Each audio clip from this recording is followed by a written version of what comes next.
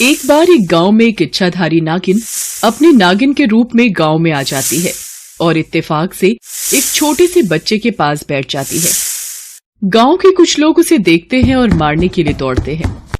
अरे कोई है, बचाओ बचाओ मुझे, मेरे बेटे को इस नागिन से बचाओ, ये मेरे बेटे को डस लेगी।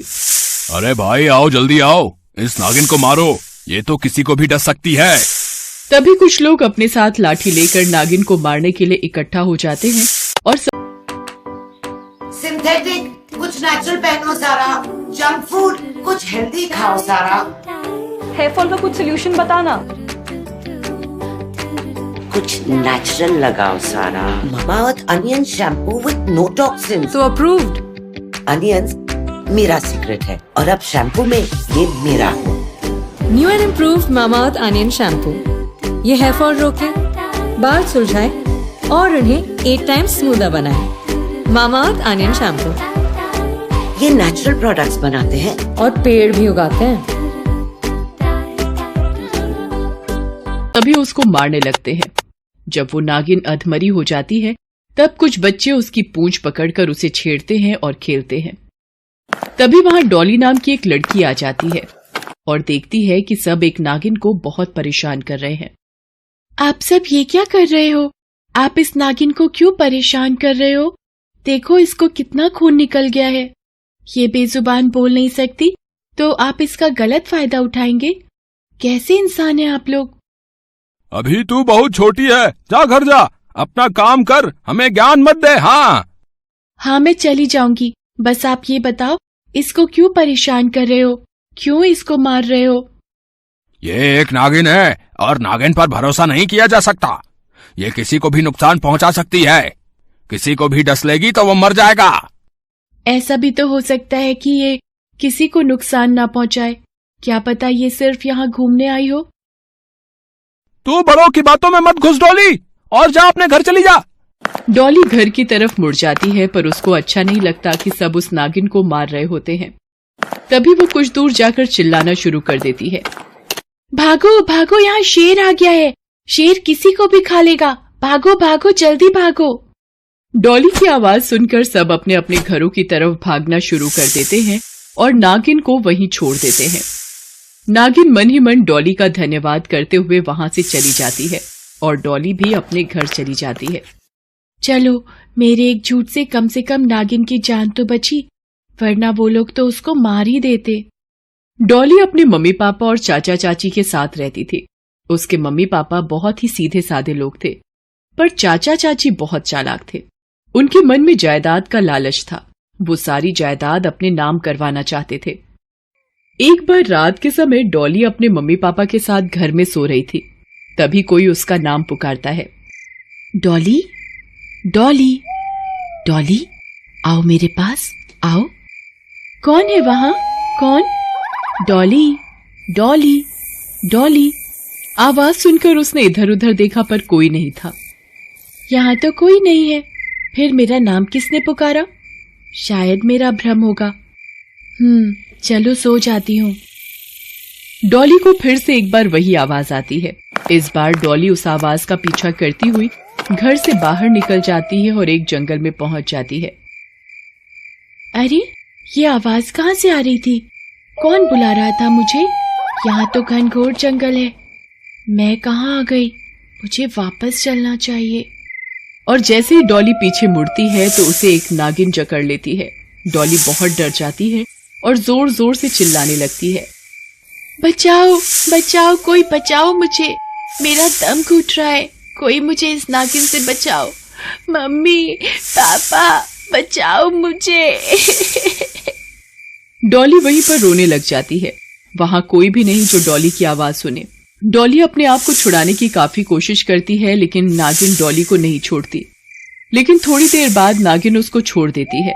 नागिन से छूटते ही डॉली घर की तरफ भागती है और थोड़ी दूर आगे जाकर लंबी सांस लेते हुए कहती है, अच्छा हुआ मैं बचकर भाग गई, वरना वो नागिन मुझे मार ही देती। डॉली वहां से घर की ओर जाने लगती है। वहां जाकर देखती है उसके घर में आग लगी हुई है जिसमें उसके मम्मी पापा का देहांत हो गया है। ये सब देख वो जोर जोर से रोने लग जाती है। उसको बहुत दुख होता है। अब इस दुनिया में उसके मम्मी और पापा नहीं थे। मम्मी पापा आप मुझे छोड़कर क्यों चले गए? मैं आपके बिना कैसे रहूंगी? प्लीज मम्मी पापा वापस आ जाओ। बस डॉली, ऐसे मत रो, तबीयत खराब हो जाएगी।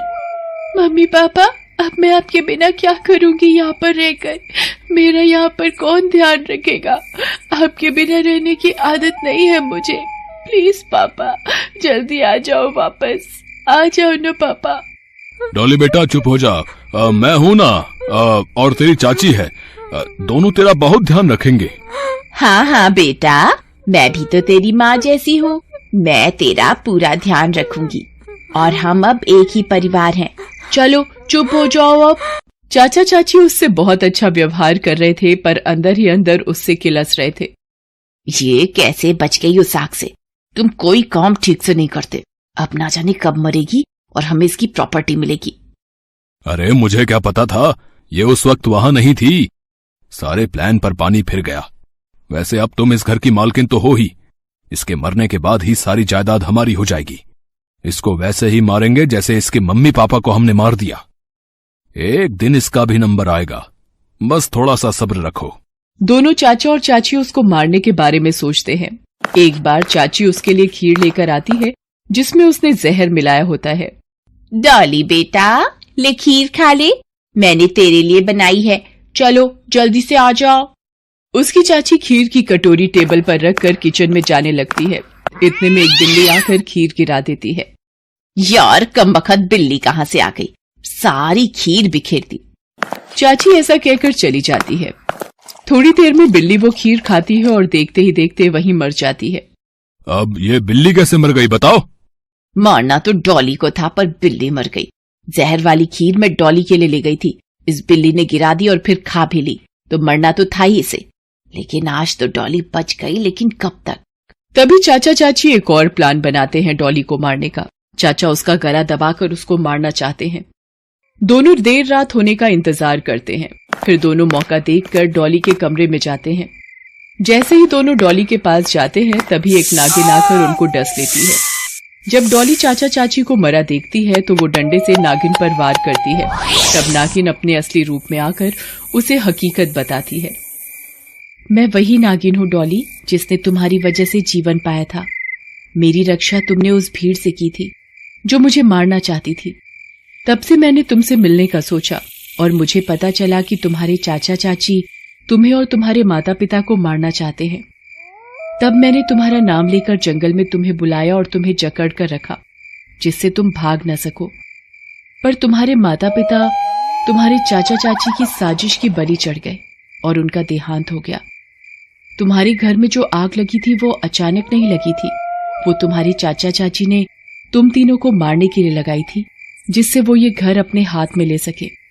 मैं तो बस तुम्हारे एहसान का बदला चुकाने आई थी। उस दिन तुमने मेरी जान बचाई थी और मैंने आज तुम्हारी जान बचा ली।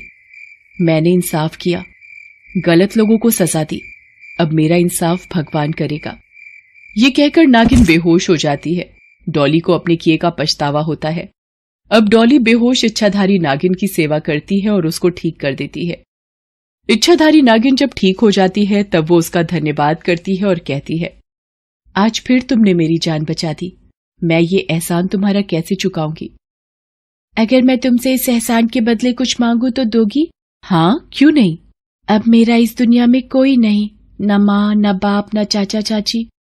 तुमने अगर मेरी जान बचाई है तो मैं ये चाहती हूँ कि तुम मेरे ही साथ रहो, क्योंकि जंगल में तुम्हें हानि हो सकती है और यहाँ मैं भी अकेली रहती हूँ।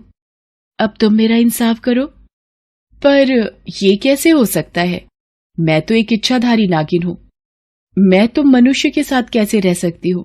ये किसी को भी पता नहीं चलेगा कि तुम एक इच्छाधारी नागिन हो और हम दोनों एक दूसरे का साथ निभाते हुए जीवन व्यतीत करेंगे। मुझे एक बड़ी बहन मिल जाएगी। इच्छाधारी नागिन भाव विभोर हो जाती है और उसे अपने गले लगा लेती है और उससे वादा करती है उसका साथ कभी न छोड़ने का। Best buddies. Hello friends. Thanks for watching this video. अगर आपको ये वीडियो पसंद आया है तो प्लीज लाइक, सब्सक्राइब, कमेंट्स करें इस वीडियो पर और हाँ, शेयर करना भी ना भूलें। और भी मजेदार वीडियो देखने के लिए नीचे दिए गए बेल आइकॉन को दबाएं। देखते रहिए बेस्ट बडीज।